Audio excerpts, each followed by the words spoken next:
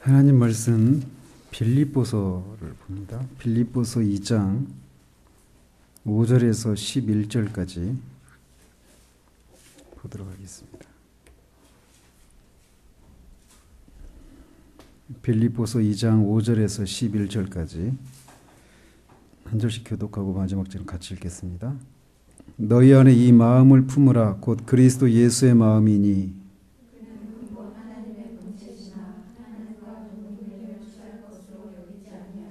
오히려 자기를 비워 종의 형체를 가지사 사람들과 같이 되셨고 사람의 모양으로 나타나사 자기를 낮추시고 죽기까지 복종하셨으니 곧 십자가를 죽으시니라. 이러므로 하나님이 그를 지극히 높여 모든 이름 위에 뛰어난 이름을 주사 하늘에 있는 자들과 땅에 있는 자들과 땅 아래에 있는 자들로 모든 이름을 예수의 이름에 함께 하시고 모든 입으로 예수 그리스도를 주라 시인하여 하나님 아버지께 영광을 돌리게 하셨느니라. 아멘. 원래 순서로는 에베소서를 해야 되는데 지금 우리가 오전에 에베소서 강의를 하면서 한번 이렇게 에베소서 전체적으로 이렇게 서론 부분에서 첫 번째 시간에 다룬 게 있어서 그걸로 에베소서는 가름을 하고 빌립보서를 보도록 하겠습니다. 바울은 이 빌립보서의 저자는 바울이라고 하는 사실에 대해서 거의 의심하는 사람들이 거의 없습니다. 이 편지는 로마 식민지 중에 하나였던 빌립보에 사는 그리스도인들을 향해서 쓴 바울의 서신입니다. 이 빌립보서를 에필 골몬 해서 에베소서, 빌립보서, 골로새서, 빌레몬서 이 네 가지 서신을 옥중 서신이라고 합니다. 감옥에서 쓴 서신이다 해가지고. 근데 이제 이 학자들 중에 이 바울이 빌립보서를 쓴 건 분명한데 어디에서 썼는가에 대해서 그 빌립보서를 기록한 장소에 대해서 그게 세 가지 장소를 가지고 이렇게 논평을 해왔습니다. 그 세 가지 도시 중에 하나가 가이사랴, 또 에베소, 로마 이 세 장소 중에 하나에서 이 빌립보서를 기록했을 것이다 이렇게 얘기를 하죠. 실제로 이제 그 중에 그 세 가지 그 장소 중에 가이사랴가 이 사도행전 23장에 보면 바울이 그 주후 60년경에 가이사랴에 있는 헤롯 대왕의 궁에 갇혀 있었던 적이 있습니다. 그런데 거기서 썼다 이렇게 주장을 하는 거죠. 그런데 이 빌립보서를 보면 가이사랴가 적합지 않다라고 하는 것이 1장 20절에서 보면 자기가 언제 죽을지 모른다라고 하는 이런 사실들을 언급하고 있거든요. 그래서 바울이 만약에 가이사랴에서 이 빌립보서를 썼다라면 그 1장 20절에서 언급하고 있는 그런 상황과는 좀 맞아 떨어지지 않는 그런 게 있다라는 겁니다. 왜냐하면 바울은 로마에 가서 재판을 받도록 이렇게 요청을 이제 할 요량이었고 실제로 그렇게 했습니다. 이 아그리파 왕에게. 그래서 로마로 가게 되는데 가이사랴는 그런 면에서 이렇게 막 죽음이 임박했다라고 할 정도의 그런 상황은 아니었던 거예요.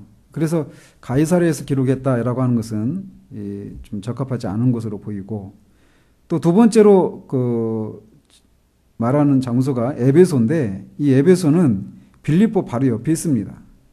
그래서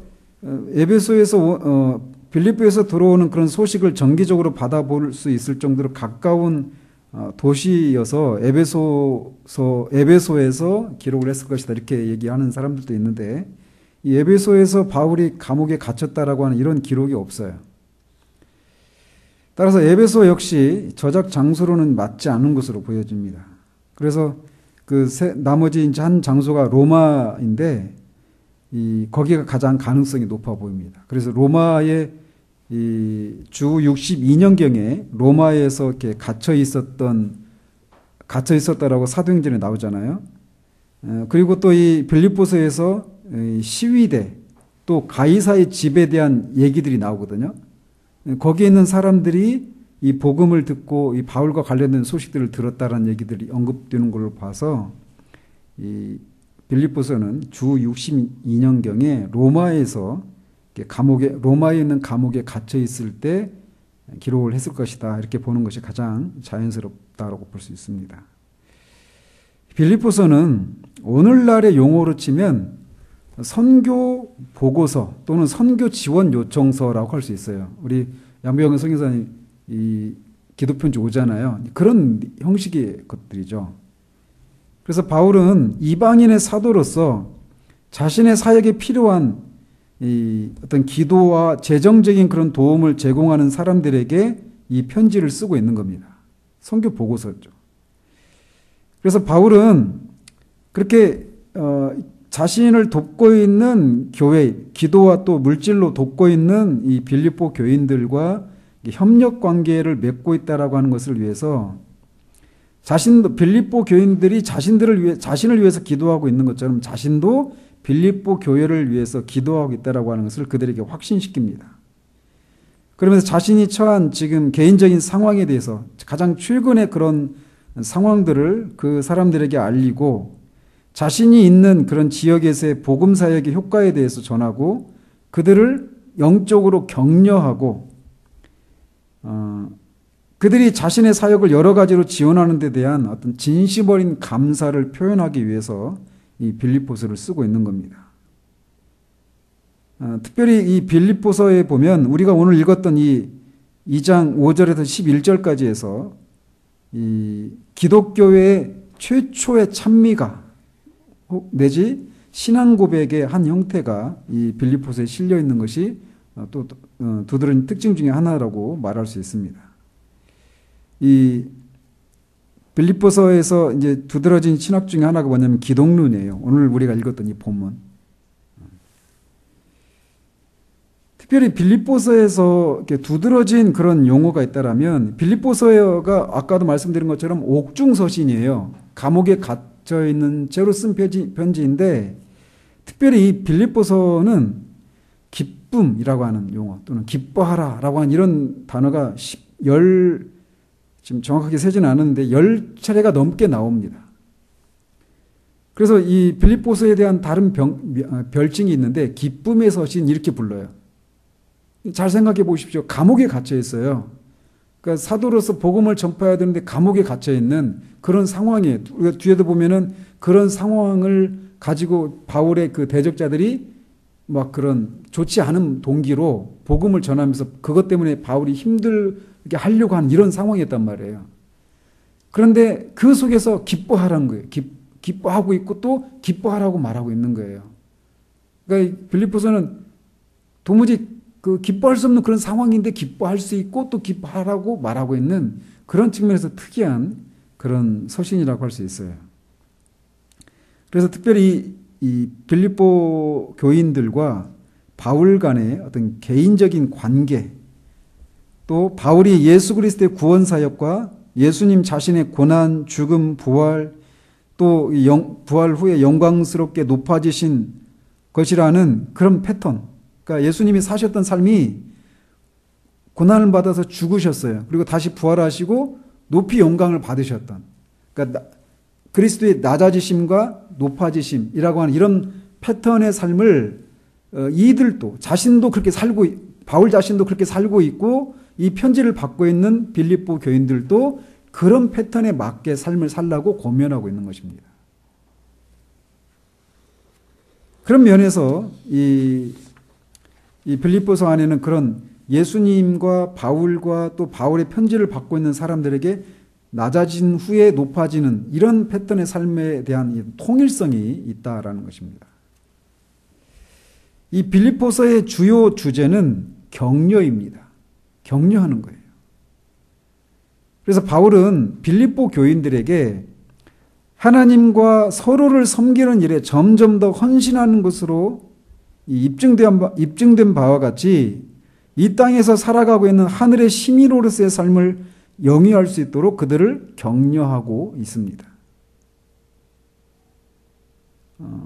바울이 이 빌립보 교인들에게 격려하고 있는 삶의 이 패턴, 삶의 방식은 말씀드린 것처럼 예수 그리스도 안에서 독특하게 나타났어요. 그리고 바울을 섬기고 있는 디모데, 또 빌립보에서 온 에바브로 디도라고 하는 이 사람들의 삶 속에서도 분명히 나타난다는 겁니다. 한마디로 뭐예요? 자신을 내어주어서 다른 사람을 섬기는 삶이에요. 예수님의 삶이 그렇죠. 자신을 죽기까지 내어주심으로 다른 사람을 부유하게 하고 낮아진 후에 영광스러운 삶을 살아가는, 영광을, 그 모든 이름 위에 뛰어난 이름을 갖게 되는, 영광을 취하는 이런 삶을 살았던 것처럼 바울도 디모데도 에바브로 디도도 그런 삶을 살고 있고, 이 편지를 받고 있는 빌립보 교인들도 그런 삶을 살 것을 그들에게 격려하고 있는 것입니다. 이 빌립보서를 기록한 그런 목적과 또 계기와 또 그 뒤에 있는 배경들을 살펴보면 다음과 같습니다. 이 빌립보 교회는 바울이 유럽에서 세운 최초의 교회였습니다. 사도행전 16장에 나오죠. 그렇기 때문에 바울에게 있어서는 유럽에서 세워진 최초의 교회이기 때문에 아주 바울에게 특별히 이렇게 중요성을 지닌 교회였어요. 우리가 알다시피 빌립보 교회 최초 회심자가 누굽니까? 우리가 알다시피가 아닌가 보네요. 루디아죠, 루디아. 자주색 옷을 팔고 있는 그 여자였죠. 그래서 루디아가 최초의 회심자였는데, 이 루디아 집에 빌립보 교회가 세워진 거예요. 그리고 이제 그 교회가 이제 어떤 식으로든지 확장되고 또 다른 가정에도 이런 교회들이 있었겠죠. 그래서 이 빌립보 교회에서는 특별히 최초의 회심자도 루디아라고 하는 여성이었던 것처럼 빌립보 교회 내에서도 여성들이 계속해서 눈에 띄는 역할을 했던 것으로 보여집니다. 특별히 그 4장 2절에 보면 유오디아와 순두계라고 하는 여자 이름을 이렇게 부르면서 서로 이렇게 화합할 것을 얘기하고 있거든요. 그래서 바울과 실라가 이 빌립보 교회가 세워진 동기가 그래요. 계기가. 이 바울과 실라가 점을 치는 노예 소녀에게서 귀신을 쫓아냈죠. 그리고 그것 때문에 그 노예 소녀의 주인이 자기가 손해를 입었다 해가지고 고발해가지고 감옥에 갇히죠. 근데 하나님께서 그들을 기적적으로 구출해 내셨고, 그들이 빌립보 간수에게 복음을 선포했죠. 주 예수를 믿으라. 그리하면 너와 네 집이 구원을 얻으리라. 그런 후에 바울은 그곳을 이렇게 떠났어요. 그런데도 그 뒤에도 빌립보 교인들을 몇 차례 더 방문을 했을 것이고, 또 이 빌립보 교회들도 바울의 사역에 보면은 지속적으로 계속 어떤 물질적인 그런 후원과 기도의 후원들을 했었던 것을 우리가 볼 수가 있습니다. 바울은 부분적으로는 그러니까 빌립보 교회가 최근에 빌립보 교회의 이론 그 구성원 중에 한 명인 에바브로 디도 편으로 보낸 선물을 받은 것이 계기가 되어서 로마의 감옥에서 감사의 차원에서 빌립보서를 썼던 것입니다. 그렇지만 그 에바브로 디도가 죽을 수도 있는 그런 병에 걸렸었어요. 그것 때문에 염려를 하고 있었죠, 빌립보 교인들이. 그래서 근데 그 에바브로 디도가 하나님께서 은혜를 베푸셔서 그를 위중한 병에서 회복해 하셨다는 사실. 그리고 자신도 디모데를 속히 보내어서 빌립보를 방문하게 하고 싶다라고 하는 그런 소망과 함께 이 에바브로 디도를 다시 이 빌립보 교회에 보낸다라고 하는 그런 소식을 전달하기를 원했습니다. 디모데와 에바브로 디도는 바울이 빌립보 교인들에게 그렇게 살기를 원하는, 아까 말씀드렸던 그리스도 중심적이고 복음에 초점을 맞춘 삶의 본보기가 되었기 때문에 이 디모데와 에바브로 디도의 그런 관련된 얘기들을 그들에게 언급하고 있는 것을 볼 수 있어요. 감옥에 갇혀있는 바울 자신도 이 빌립보 교인들의 믿음을 격려하기를 원했었습니다. 근데 바울이 말씀드린 것처럼 감옥에 갇혀 있었기 때문에 빌립보 교인들의 믿음을 격려하기를 원했지만 감옥에 갇혀 있으니까 어떤 방법밖에 없겠어요? 편지를 써야 했던 것이죠. 그래서 로마 감옥에 있을 때 주 62년 이때는 이 바울이 로마 감옥에 2번 갇힙니다. 한번 이게 처음에 이 주 62년경에 사도행전 28장에 나오는 그 감옥에 갇혀 있는 그런 상황이 한 번 있고 그 후에 풀려났다가 다시 재차 감옥에 갇혀요. 그리고 거기서 이제 순교를 하는데 처음에 감옥에 갇혀 있을 때는 가택연금의 상태에 있었던 거예요. 사람들도 만나고 막 그랬죠. 근데 이 가택연금의 상황이 있었지만 그래도 언제 죽을지도 모르는 그런 상황이기도 했어요. 그러니까 그런 언제 죽을지도 모르는 그런 상황이었으니까 마음이 고통스럽겠죠. 그럼 괴로움이 없었던 게 아니었단 말이에요. 그런 상황이었음에도 불구하고 그런 속에서도 자신이 이 그리스도를 믿는 믿음으로 인해서 기뻐하고 있다라고 하는 것을 그들에게 확신시켜서 그들의 믿음을 강화시키고 격려하고 싶었던 겁니다. 그리고 바울은 그들의 지속적인 지원에 대해서 그들에게 감사하기를 간절히 바랐어요. 읽어보시면 아시겠지만 다른 교회들과 달리 이 빌립보 교회는 몇 차례 지속적으로 바울을 섬기고 있었어요. 그 상황을 한번 생각해 보십시오. 바울이 사도인데 복음을 전하다가 감옥에 갇혀 있어요.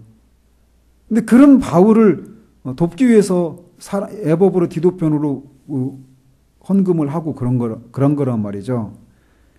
그런데 이렇게 바울이 감옥에 갇혀 있는 것은 어떤 측면에서는 빌립보 교인들이 바울에게 등을 돌리기 쉬운 그런 상황이잖아요. 그렇지 않아요? 그러니까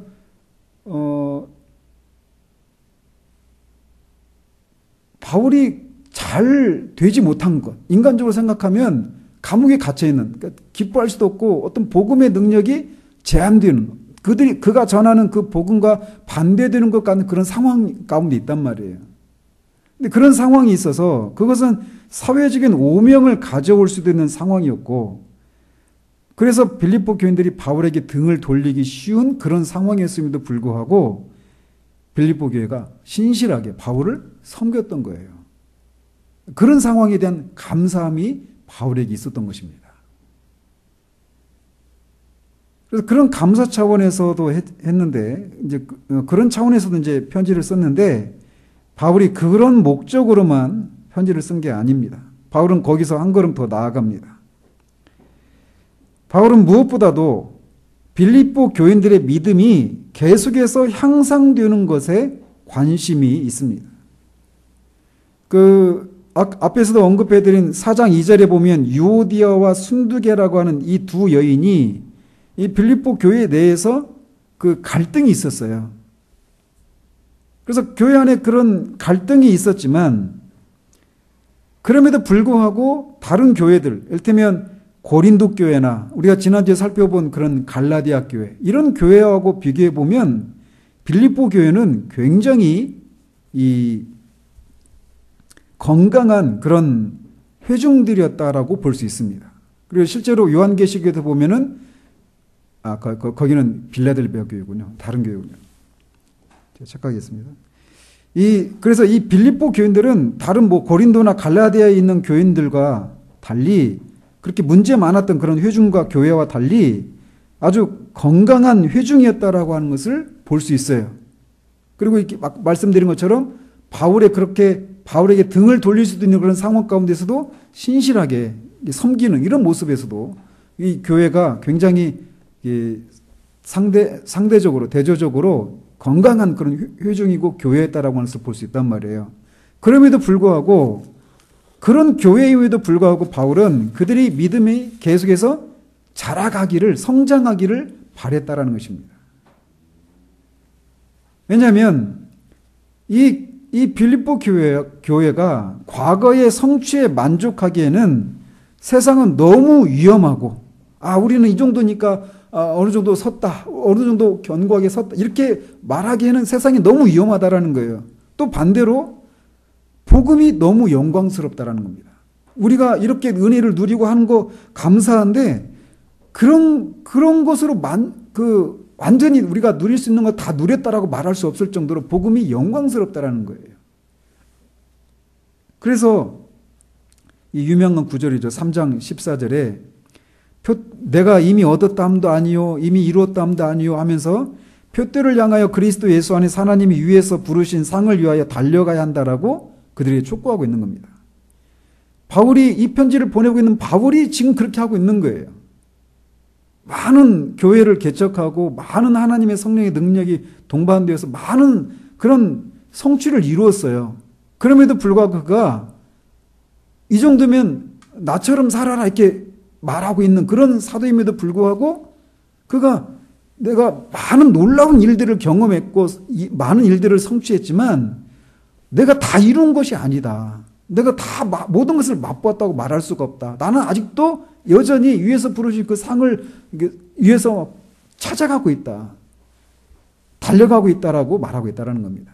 여러 차례 말씀드렸죠. 달려간다라고 하는 표현이 어떤 표현인지 100m 달리기를 했던 사람이 막 전력 질주하는데 그 마지막 피니시 라인을 통과하면서 조금이라도 더 빨리 가려고 막 달려갔던 사람이 가슴을 내밀고 머리를 내밀고 손을 내밀고 이런 것과 같은 그렇게 달려가는 모습을 그리고 표현하고 있는 단어가 달려간다라는 표현이에요. 언제 죽을지도 모르는 이 늙은 사도 바울이 그 마지막 순간에도 그렇게 많은 놀라운 일들을 경험했는데 복음의 영광스러움이 내가 다 맛봤다고 할 수 없을 정도로 영광스러워서 그런 삶을 살고 있는 것처럼 너희들도 그래라 이렇게 말하고 있는 것입니다. 그러면서 바울은 그들이 믿음에서 진보가 일어나기를 바라는데 그 믿음의 진보가 일어났을 때 어떤 모습인가라고 하는 것을 설명하고 있는 거예요.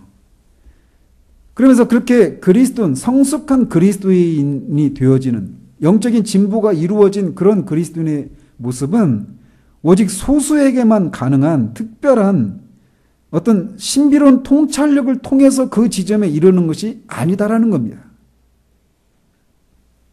이걸 아는 게 굉장히 중요해요. 그리고 우리가 신앙의 최종적인 목적지가 어디인가를 이 빌립보서는 우리에게 말해주고 있어요. 성숙한 그리스도인의 모습은 어디인가? 무엇을 통해 드러나는가?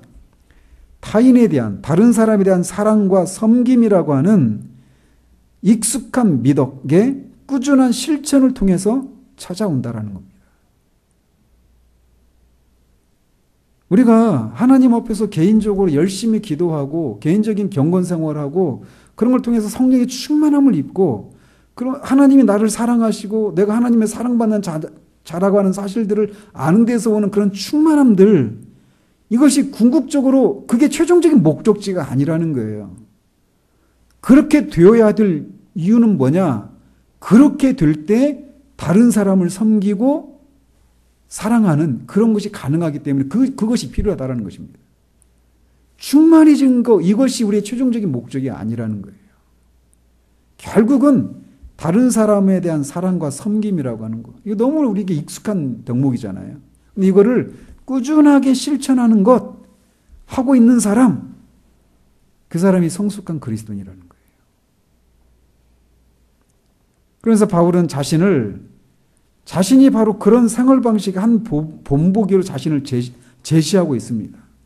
그러면서 동일한 그런 비슷한 관점에서 또 누구를 추천하고 있어요? 디모데와 에바브르디도를 추천하고 있는 것입니다.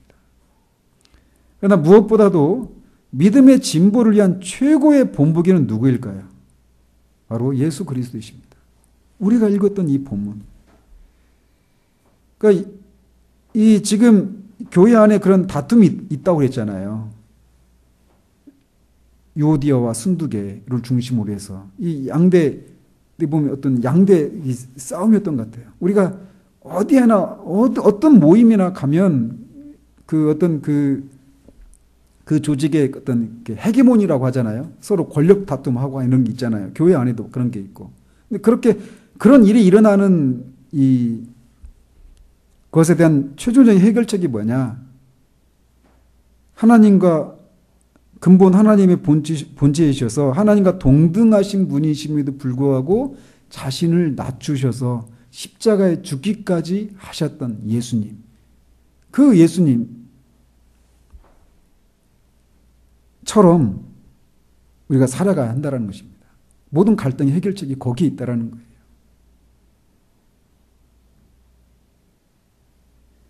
이렇게 예수님은 가장 높은 영광을 부여받으시면서 하나님의 메시아로서 우주적인 예배를 받으시는 분이다. 받으신다라고 얘기합니다. 그러면서 이 예수 그리스도의 본이 빌립보 교회 내에서 말씀드린 것처럼 영적인 권위를 차지하고자 벌이는 유오디아와 순두계라고 하는 사람 사이에 있는 갈등에 대한 해결책이기도 하다라는 것입니다.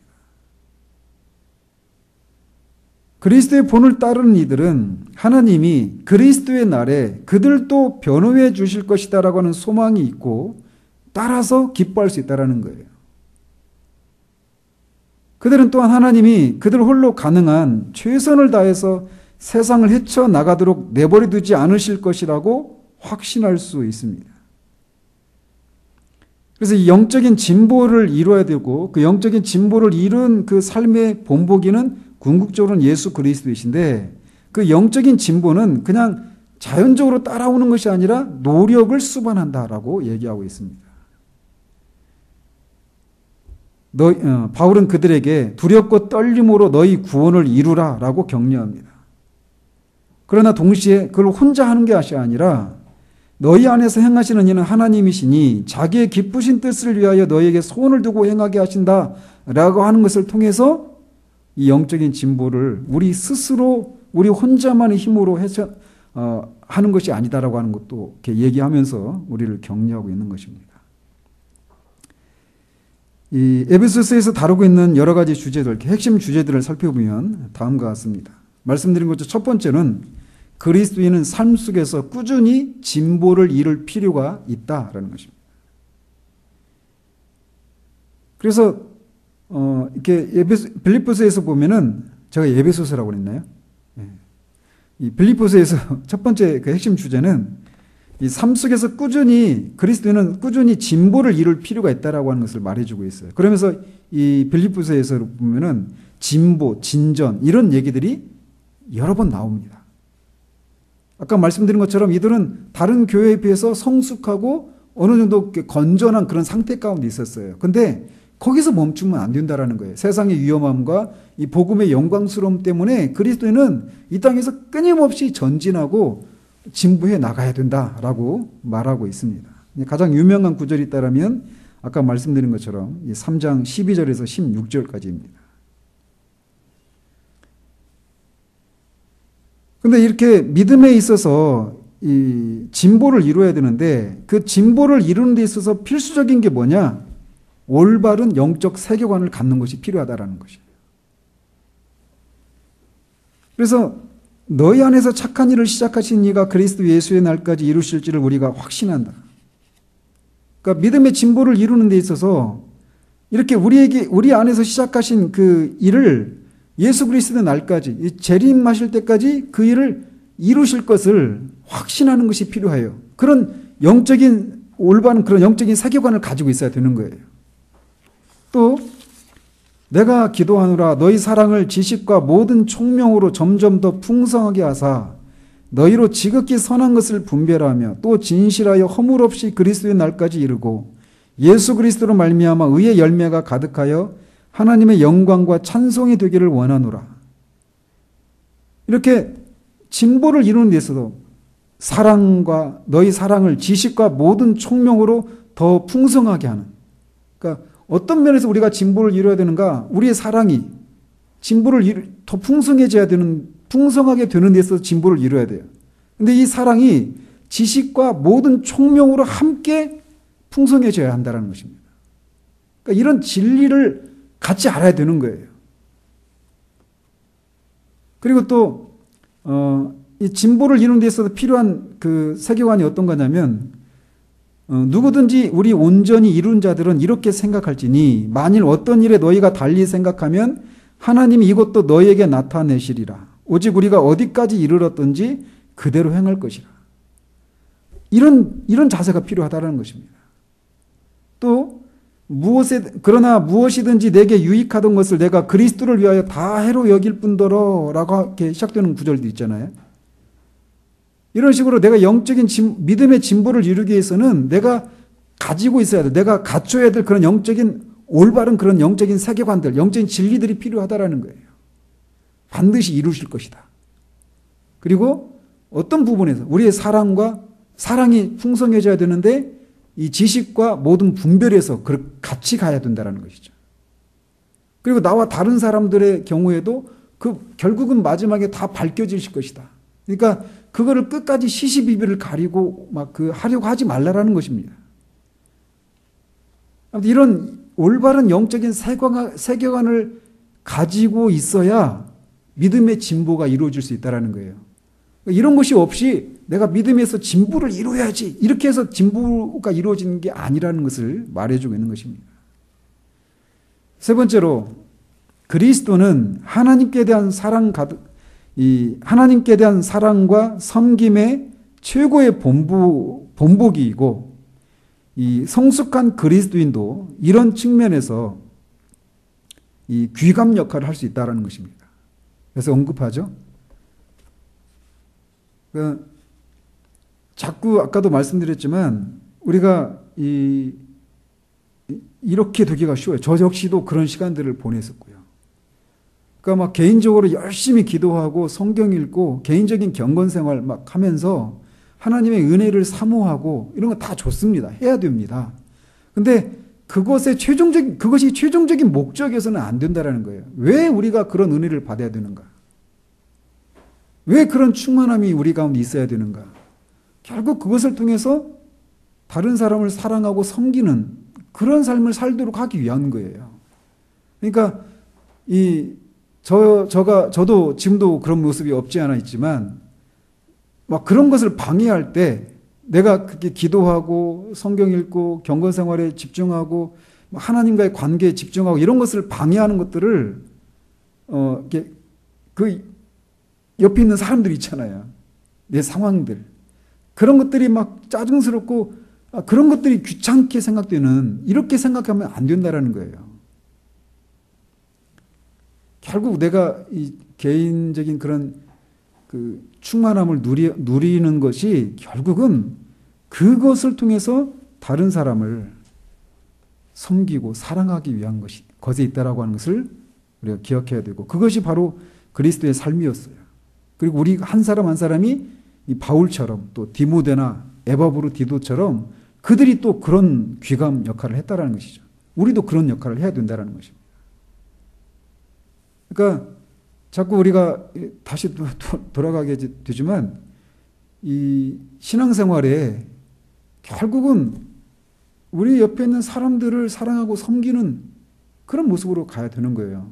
그러니까 우리가 개인적인 그런 경건생활을 통해서 하나님이 나를 사랑하신다라고 하는 것을 깨달을 때 우리가 은혜가 있는데 그 은혜를 깨닫는 게 뭐냐면 도무지 사랑할 수 없는 나를 하나님이 그리스도를 통해서 사랑하셨다라고 하는 것을 깨닫는 거잖아요. 그런 데서 오는 그런 감사가 있는 거잖아요. 그런 것처럼 나도 사랑할 수 없는 사람을 나도 내 자신도 사랑받을 수 없는 그런 사람인데 나를 사랑해 주시고 오래 참으신 그 하나님처럼 예수 그리스도처럼 나도 우리 주변에 있는 그런 사람들 섬기고 사랑하는 그런 삶을 살아야 된다라고 하는 것을 그런 대로 우리가 시선이 가야 된다라는 그게 바로 성숙한 그리스도인이라는 것입니다. 그리고 네 번째로 고난은 오기 마련이라는 것입니다. 그럼에도 불구하고 그 고난 속에서 믿음을 통해 기쁨으로 고난을 맞이할 수 있다라는 것입니다. 그래서 그 빌립보서에는 아주 유명한 구절들이 많아요. 내가 궁핍함으로 말하는 것이 아니라 어떠한 형편이든지 나는 자족하기를 배웠느니 나는 비천에 처할 줄도 알고 풍부에 처할 줄도 알고 풍부에 처할 줄도 알아. 모든 일 곧 배부름과 배고픔과 풍부와 궁핍에도 처할 줄 아는 일체의 비결을 배우느라. 배부를 때도 있지만 배고플 때도 있다라는 것이죠. 풍부할 때도 있고 궁핍할 때도 있다라는 거예요.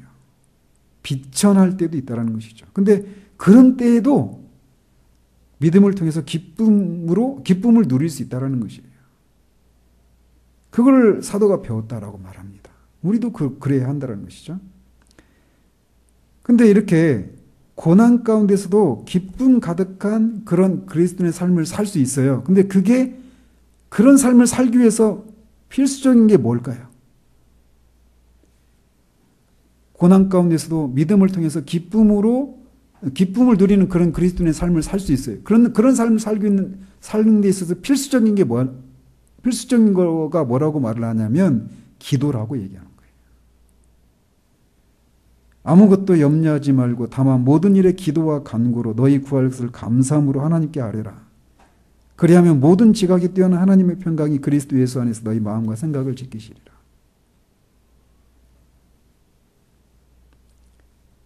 기도가 이 고난 가운데서도 기쁨 가득한 삶을 살아가는데 필수적인 것이다라는 것입니다. 그러니까 이 기독교는 수동적이지 않아요. 기계적이지 않습니다. 고난이 있는데 그 고난 가운데서도 기쁨을 누리면서 뚫고 지나가는 삶을 살아가는 거예요. 근데 그런 삶을 살 수 있기에는 기도가 필요하다는 것입니다. 또 여섯 번째로 복음은 개인주의적인 것이 아니다라는 것입니다. 아까 말한 것도 약간 중복되기도 하는데 그리스도인들은 서로 풍성한 교제를 나누어야 하고 복음을 증진시키기 위해서 함께 섬기는 일에 하나가 되어야 한다라고 하는 것도 이 빌립보에서 다루고 있는 한 가지 주제입니다. 일곱 번째로 옛 언약과 율법 준수는 이 하나님과의 바른 관계를 제공해 줄 수가 없다라는 것입니다.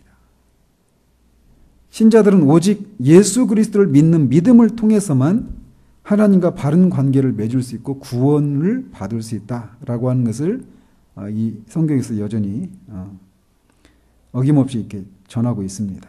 마지막으로 예수님은 온전히 하나님이시자 온전히 인간이시다라는 것입니다. 이 2장 5절에서 11절까지가 기독론에 대한 얘기인데 참 하나님이시면서 참 인간이신 분이시다라는 거예요. 그리고 십자가에서의 고난 때문에 예수님은 이제 주님이자 그리스도로 높임 받으셨다라고 하는 기독론을 여기에서 빌립보에서 다루고 있는 핵심 주제 중에 하나입니다. 마지막으로 구원사 쪽으로 이 빌립보서가 말하고 있는 것을 요약해 보면 하나님은 빌립보 교인들 안에서 그리스도의 성취와 부합되게 역사하시며 그리스도는 구약의 약속들을 성취하셨다라는 것입니다. 그래서 이 그리스도의 삶은 그리스도가 사셨던 삶을 사는 거예요. 그리스도가 어떤 삶을 사셨느냐? 자기가 하나님과 하나님과 근본 본체이시고 하나님의 본체이시고 근본 하나님과 동일한 분이심에도 불구하고 그것을 주장하지 않으시고 낮아지셨어요. 그리고 십자가에 죽기까지 복종하셨어요. 그걸 통해서 저와 여러분들을 구원하셨죠. 근데 저와 여러분이 사랑받을 만한 자격이 있어서가 아니라 전혀 그렇지 않은 사람들이에요. 그래서 자신이 낮아지시는 걸 통해서 다른 사람들을 부유하게 하셨죠. 그리고 결국 모든 이름 위에 뛰어난 영광을 취하셨어요. 그리스도인들도 그런 삶을 살아야 한다는 것입니다. 도무지 사랑받을 수 없는 사람을 그리스도를 통해서 하나님이 나를 사랑하시고 오래 참으신 것처럼 나도 그렇게 그 사람들 받는 거예요. 지속적으로 꾸준히. 그걸 통해서 그리스도가 사셨던 삶을 우리의 삶의 자리에서 재현하는 거죠. 그리고 그리스도가 그런 삶을 사신 후에 높아지셨던 것처럼 우리를 그렇게 높이실 것이다라고 하는 이 삶을 살아가는 게 그리스도의 삶이에요. 특별히 이 빌립보서가 그런 것들을 우리에게 말을 많이 해주고 있습니다. 그리고 특별히 아까도 말씀드린 것처럼 감옥이라고 하는 상황에서 기뻐하라고 하는 것, 감옥과 기쁨, 빌레몬에서도 동일한 상황인데 이게 서로 양립할 수 없는 것이 양립할 수 있게 돼요. 그게 그리스도의 삶입니다.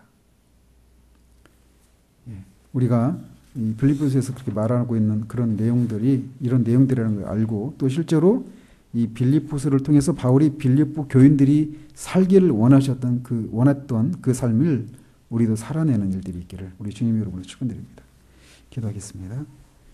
하나님 아버지, 바울이 감옥에서 썼던 빌립보서를 우리가 살펴보았습니다. 바울을 섬기는 그들의 신실한 사랑에 대한 감사와 또 비교적 다른 교회들에 비해서 건전한 그런 교회였지만 바울은 그들이 그런 상황에 안주하는 것을 원치 않고 믿음이 진보를 이루기를 전진해 나가기를 바라서 이들에게 이 편지를 썼다는 것을 살펴보았습니다. 믿음이 진보를 이룬 그 모습은 결국 그리스도가 사셨던 그런 삶, 즉 다른 사람들을 사랑하고 섬기는 그런 삶을 통해서 믿음의 진보가 이루어졌다는 것이 나타난다는 것을 살펴보았습니다. 그 믿음의 진보를 이루기 위해서 필요한 그런 영적인 올바른 그런 영적인 세계관들을 갖추어야 되고 그런 가운데 고난이 당연히 따라 나오는데 그 고난 가운데서도 믿음을 통해서 기쁨을 구가하는 삶을 살 수 있다라고 얘기하며 실제로 바울 자신도 그런 삶을 살고 있다라고 하는 것을 삶을 통해서도 그들에게 증거하고 있는 것을 살펴보았습니다. 바울이 그렇게 고난 가운데서도 기쁨을 누릴 수 있었던 것은 기도라고 하는 것을 통해서였다는 것을 우리가 살폈습니다. 그런즉 우리도 이 빌립보서를 통해서 우리에게 권면하고 있는 바 믿음의 진보가 이루어졌다라고 하는 그것이 드러나는 현장은 내 개인적인 그런 경건 생활의 자리가 아니라